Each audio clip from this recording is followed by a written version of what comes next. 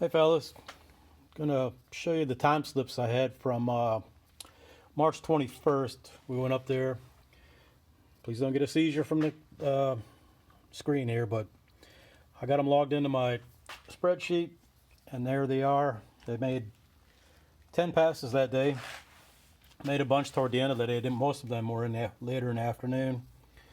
Well, we started out with air density. It was 67 degrees, 44% humidity, 30 for the barometric pressure, and 705 feet is what it shows to be. And that was the first pass. The first time I had Victor Jr. back on there with the 4-hole throttle body and the speed density computer. Not a big fan of it because it doesn't seem to run right, but it kind of works. So I've been going with it kind of because I like the 4-hole throttle body. But on this one, let's see, this one they had my number mixed up.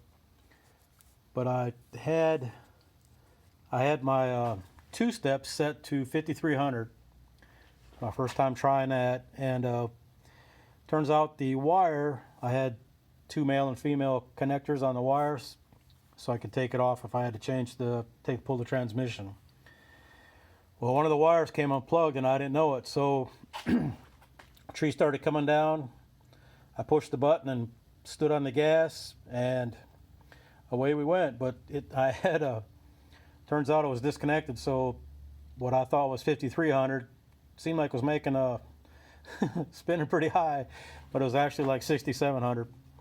But it stayed together, and I got a 157 60 foot. I think it spun, and I went 732 at 93. And the next one was like almost an hour later. That was again a 154 735 at 92.4. And this one was a buy. I had a 163 60 foot.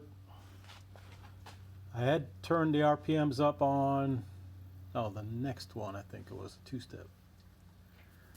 And so I ran a 753 at 92. I think on this one, because I'm learning the two-step deal, I kind of probably held my thumb on the two-step button on the shifter longer than I should have. But and then let's see, fourth run, a clang third, and I was out of the groove a little bit. One of the track guys asked me to line up out of the groove because the car was dead hooking and was tearing up the rubber on the line. So I missed third on that one. Then I went back around almost an hour later. Kind of pissed at myself for it, so I went and sat down and chilled out for a while. Came back, 152 60 foot, another 7.3 at 92.14. And then again, let's see, so almost an hour later. There was a lot of people there, so it did take some time. But towards the end of the day, a lot of people left, so we were able to go a little quicker on the laps. Missed third again on that one. I had a 157 60 foot, which isn't all that great. And then on this one, I leaned it out or turned the fuel up a little bit more to see if it would help, and it didn't. At a 154 60 foot, 742 at 92. And then on this one, again, I missed third at a 150 60 foot, which is good. I turned it up to the two-step up to 5600 on that one, on these last couple. And then on these two, I turned the two-step up to 5900, and I got a 153 60 foot, 733 at 93.18. I had also pulled a little fuel out. I took some fuel back out and leaned it out a little more, and that seemed to like it. And then on the last one, they had the number swapped around, but I had a 148 60 foot and a 732 at 92.89. I'm down to 702 feet. It kind of started out 705, went up to about 1,000, and then at the end of the day, it was back down to 702 feet. Now the best so far in this car is with the TFSR box on it. And that's this run right here. I had a 150 60 foot and a 725 at 93.3. So I still have the Victor Jr. on it, only now I've got an elbow so I can run the mass air, because it runs like around town and driving it back and forth to work. It runs a lot better with mass air than it does with speed density. Rod's run that processor of mine in the red car, and it was it slowed down by almost 2/10. So I don't know if there's something wrong with the processor.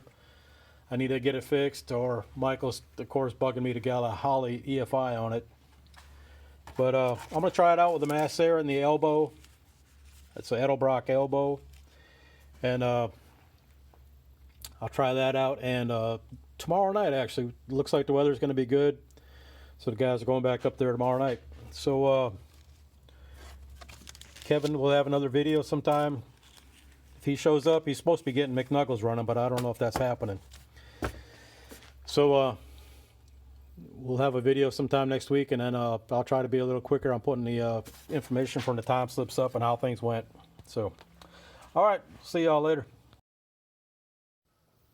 Hey guys, I forgot to add, I noticed on the last pass when I was on the return road that I had the seat all the way back, like in the cruising every day, going to work position.